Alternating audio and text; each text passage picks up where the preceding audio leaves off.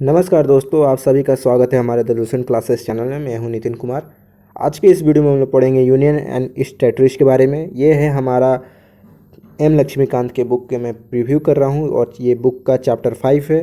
तो अगर आपने चैप्टर 4 हमारा नहीं देखा है तो हमारे प्लेलिस्ट में जाकर देख सकते हैं, प्रीएम्बल्स ऑफ द कॉन्स्टिट्यूशंस। ये पार्ट 1 है, आर्टिकल 1 से 4 तक हम लोग पढ़ेंगे। यह पार्ट 1 क्यों है दोस्तों? क्योंकि इसके बाद जो हम लोग पढ़ेंगे वो एवोल्यूशन पढ़ेंगे कि भाई स्टेट्स कैसे बने, यूनियन टेरिटरीज कैसे बने। क्योंकि देखो, अचानक जब 200 साल हमारे देश पे ब्रिटिश जब राज किए और उनके जाने के बाद हमारा जो राज्य था एकदम से 29 तक कैसे आ गया, 28 29, और यूनियन टेरिटरी सब कैसे बन गए, तो थोड़ा इसके बारे में हम लोग हिस्ट्री जानेंगे, जो कि मैं नेक्स्ट वीडियो बनाऊंगा उसमें जानेंगे। तो ये हमारा पार्ट 1 इसलिए मैं बोल रहा हूँ कि ये पार्ट 1 है और इसमें हम लोग आर्टिकल 1 से लेकर 4 तक पढ़ेंगे। तो चलिए फिर शुरुआत करते हैं। और सबसे इंपॉर्टेंट बात कि चैनल को कभी सब्सक्राइब मत करना, बस केवल काम निकल जाए तो छोड़ के चले जाना। इस वीडियो का जो PDF है आप हमारे टेलीग्राम चैनल पे आप ले सकते हो, जो कि डिस्क्रिप्शन में मैंने लिंक दे रखा है। और चैनल को सब्सक्राइब कर देना अगर सही में अगर पसंद करते हो तो, क्योंकि अभी भी 75% लोग केवल ऐसी वीडियो देखते और चले जाते हैं। तो प्लीज़ यार चैनल को सब्सक्राइब करें, और इससे काफ़ी हमें कॉन्फिडेंस मिलता है ताकि आगे वीडियो बनाएं, सपोर्ट भी मिलता है। चलिए फिर शुरुआत करते हैं। यूनियन ऑफ स्टेट्स के बारे में जानेंगे कि आर्टिकल 1 क्या कहता है। देखिए, आर्टिकल 1 हमारे देश को, भारत को यहाँ पे डिस्क्राइब करता है कि भारत है क्या। तो बताता है कि देखिए भारत का नाम कैसे पड़ा, इंडिया का नाम कैसे पड़ा। आर्टिकल 1 के हिसाब से यूनियन ऑफ स्टेट बताता है कि जब कॉन्स्टिट्यूएंट असेंबली जब बैठी थी, वहाँ पे सब लोगों ने अपना अपना ओपिनियन दिया। किसी ने बोला कि हमारा देश का नाम जो है भारत होना चाहिए, ट्रेडिशनल नाम है। किसी ने बोला नहीं, आज के ज़माने का नहीं है, हम लोग मॉडर्न हैं तो इसका नाम मॉडर्न तरीके से होना चाहिए, तो इसका नाम इंडिया होना चाहिए। तो कॉन्स्टिट्यूशन असेंबली ने बोला कि ठीक है, ऐसा करते हैं कि हम इंडिया और भारत दोनों नाम रखते हैं, इससे किसी को दिक्कत नहीं होगा। तो ये हुआ, हमारा देश का नाम इंडिया और भारत पड़ा। यूनियन ऑफ स्टेट कहने का मतलब और फेडरेशन ऑफ स्टेट कहने का मतलब आप दो चीज़ समझिए। यहाँ यूनियन ऑफ स्टेट्स का मतलब ये हुआ कि कोई भी राज्य जो है, जैसे कि महाराष्ट्र हो गया, गुजरात हो गया, आपका कर्नाटक हो गया, ये राज्य कभी भी आपस में मिल के कोलोब्रेशन करके, जो वहाँ के मुख्यमंत्री ऐसे कोलोब्रेशन करके आप अलग, हमारे देश से अलग नहीं हो सकते। मतलब ये है कि वो अलग एक देश नहीं बना सकते। आपको हमारे देश में ही रहना है। कोई भी राज्य हमारे देश से अलग होना भी चाहे तो उसके पास ऐसी ताकत नहीं स्टेट के पास कि वो अलग हो जाए।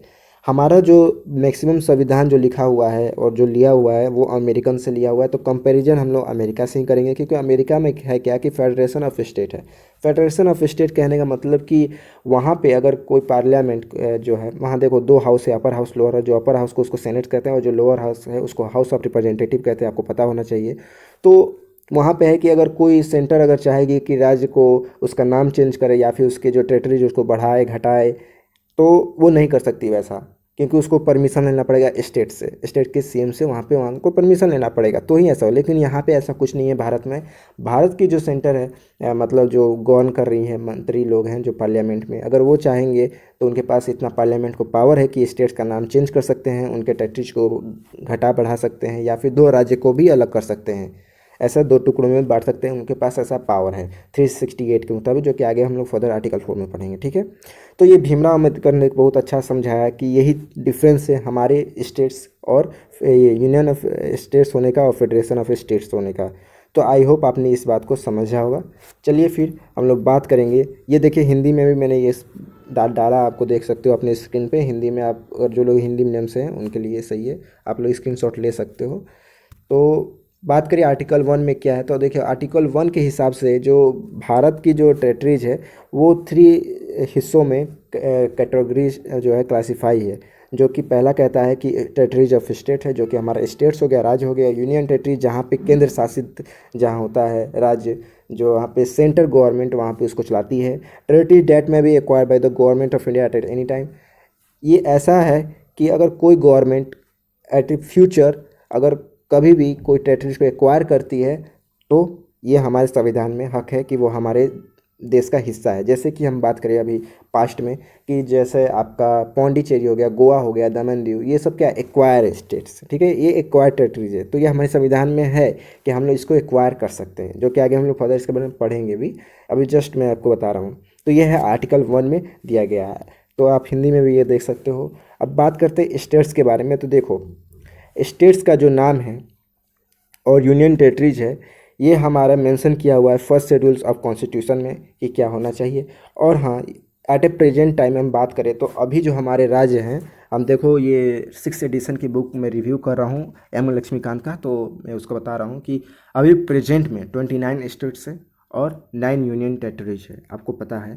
ठीक है, किसी जो राज्य है उनको स्पेशल प्रोविंस पावर दी गई है। ठीक है, जिसे अंडर पार्ट से बात करें शेड्यूल 21 के हिसाब से, जैसे कि हम बात करें महाराष्ट्र, गुजरात, नागालैंड, असम, मणिपुर, आंध्र प्रदेश, तेलंगाना, सिक्किम, मिजोरम, अरुणाचल प्रदेश, गोवा, कर्नाटका, इन सब स्टेट्स को कुछ स्पेशल से पावर दी गई है। जैसे महाराष्ट्र में दी गई है, कर्नाटका में दी गई है 371 के हिसाब से कि इनको जो इंडस्ट्रियल एरिया है यहाँ पे डेवलपमेंट हो। ठीक है, गुजरात में कच्छ डिस्ट्रिक्ट को दी गई है, तो यहाँ पे कुछ दी गई है। अभी आर्टिकल्स 370 हमारे जम्मू कश्मीर से अभी हटा है, वहाँ पे भी देखो क्यों हटा है, क्योंकि वहाँ पे ऐसा नहीं कि पूरी तरह से हट गया है, ऐसा नहीं बिल्कुल हटा है। वहाँ कुछ जो स्पेशल पावर जो ज़्यादा दी जाती थी वो हमारे जो देश के राज्य हैं और बाकी उन राज्यों के मुकाबले, जैसे जम्मू कश्मीर में है कि आपको ज़मीन नहीं खरीदना है, जो बहुत ज़्यादा पावर दी जाती थी उन स्टेट्स को, जम्मू कश्मीर को, वो बस हमसे हटा ली गई, वहाँ से उनके तरफ से हटा ली गई है। ठीक है, तो वो अब यूनियन टेरिटरीज का हिस्सा हो गया है। सो आपको पता होना चाहिए कि जम्मू कश्मीर और लद्दाख जो है 2 हिस्सों में बट गए, तो यूनियन टेरिटरी 2 हो गए, तो इस वजह से 9 हो गया है। ठीक है, तो दोस्तों हमने अब थर्ड कैटेगरी को पढ़े, से फर्स्ट पढ़ लिया, सेकंड पढ़ लिया, अब हम लोग थर्ड कैटेगरी को पढ़ेंगे दोस्तों। तो चलिए फिर पढ़ते हैं। इसमें क्या है, देखो हम लोग फर्स्ट में पढ़े कि स्टेट कैसे बना, यूनियन टेरिटरीज कैसे बनी। ठीक है, अभी तो हमने ये नहीं पढ़ा कि यूनियन टेरिटरीज और स्टेट क्या, हम लोग बस केवल इतना जाना कि है कितना हमारे देश में। ठीक है, इसके बारे में जाना। ठीक है, सॉरी फॉर दो माई मिस्टेक। हम ये पढ़ेंगे कि अब जो है भारत कैसे हम लोग एक्वायर कर सकते हैं दूसरे की टेरिटरीज को। देखो हमें सबको पता है कि जो भारत जो है एक सॉवरेन स्टेट है, तो इंटरनेशनल लॉ के हिसाब से हम लोग, भारत को ये अधिकार है कि दूसरे के टेरिटरी जो है एक्वायर कर सकती है। कैसे करेगी, या तो उसको टेरिटरी परचेज करके, ठीक है, या तो गिफ्ट से या लीज पे। ठीक है, इस तरह से आप बात करें तो एक्वायर कर सकते हैं। हालांकि कोई अपना ज़मीन गिफ्ट पे और लीज पे या फिर उसको ख़रीदने देगा नहीं। हालांकि हाँ, अमेरिका में जो बात करें तो लॉस वेगस से आपने देखा होगा, जो नॉर्थ साइड उनके स्टेट्स हैं, और वो जो है रसिया का था लॉस वेगस। बाद में उसको रसिया अमेरिका क्या हुआ कि परचेज कर ली रसिया से। ठीक है, उसी तरह इंडिया भी क्या हुआ कि एक्वायर किया गया था। इंडिया में गोवा, दमन दीव, पौंडीचेरी, सिक्किम, ये क्या हुआ, एक्वायरिंग किया हुआ है। ठीक है, आपको इसके बारे में इतिहास हम लोग नेक्स्ट चैप्टर में पढ़ेंगे, जो कि evolution of states and union territories होगा। मैं बताऊंगा कि किस तरह जो था हमारा भारत गोवा, दमन दीव को अपने अंडर लिया था, सिक्किम को भी अपने अंडर लिया था। ये सब हम लोग बात आगे नेक्स्ट चैप्टर में करेंगे। ठीक है, तो ये था दोस्तों पूरा टोटल। अब हम बात करने जा रहे हैं कि आर्टिकल 2 के बारे में। आर्टिकल 2 जो है दोस्तों सबसे इम्पोर्टेंट है, आपको एक बार पॉइंट याद रखना। देखो हम लोग अब पढ़ रहे हैं, तो पढ़ने के साथ साथ हमें ये भी ध्यान रखना है कि भैया एग्जाम में आपसे क्वेश्चन कैसे पूछे जाएंगे।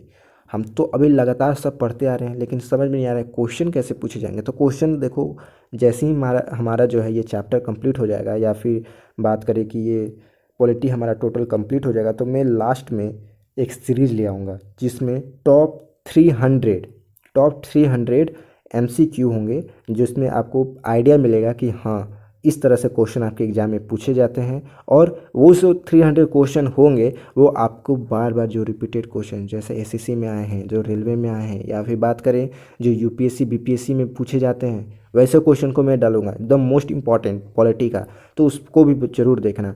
तो इसमें है इंपॉर्टेंट कि इस तरह से क्या क्वेश्चन, देखो आर्टिकल 2 से अगर हो सकता है, तुम्हें आइडिया नहीं है तो इतना जान लो कि आपको स्टेटमेंट टाइप का क्वेश्चन पूछा जा सकता है। जैसे पूछ दिया जाए कि बताओ 2 स्टेटमेंट है। आर्टिकल 2 जो है ग्रांट करता है, पावर देता है पार्लियामेंट को, वो 2 पावर क्या है, दे देगा 2 ऑप्शन, और बताना है कि ये क्या 2 स्टेटमेंट जो दिया हुआ है क्या ये सही है या गलत है, आपको इस तरह से बताएगा। तो यहाँ पे जो है आर्टिकल 2 जो है यहाँ एम्पावर देता है किसको, पार्लियामेंट को, ताकि वो स्टेट को, नया जो राज्य है उसको इस्टेब्लिश कर सके। ठीक है, अब जैसे बात करें आंध्र प्रदेश से जो तेलंगाना हुआ अलग, ठीक है, बना, तो ये जो है यूनियन को बात करें तो सेंटर को यहाँ पे पावर है पार्लियामेंट को कि नया स्टेट्स यहाँ पे फॉर्म कर सके। अब आर्टिकल 3 जो है सिंपल सा इसी तरह है कि आर्टिकल 3 को भी यहाँ पे बात करें तो यहाँ पे पावर दिया गया है पार्लियामेंट को कि वो जो है नया स्टेट को नया स्टेट से सेपरेशन कर सके, सेपरेट कर सकते, यूनियन टेरिटरीज बना सके या उसके एरिया को बढ़ा घटा सके, डैमिनिश कर सके,